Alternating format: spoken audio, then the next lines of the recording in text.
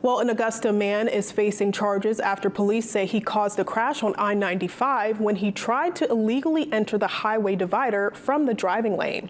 State police say it happened in Pittsfield just before noon today. They say 75-year-old Larry DePietro of Augusta tried to drive on the crossover and caused a 3-vehicle collision as other vehicles attempted to avoid him.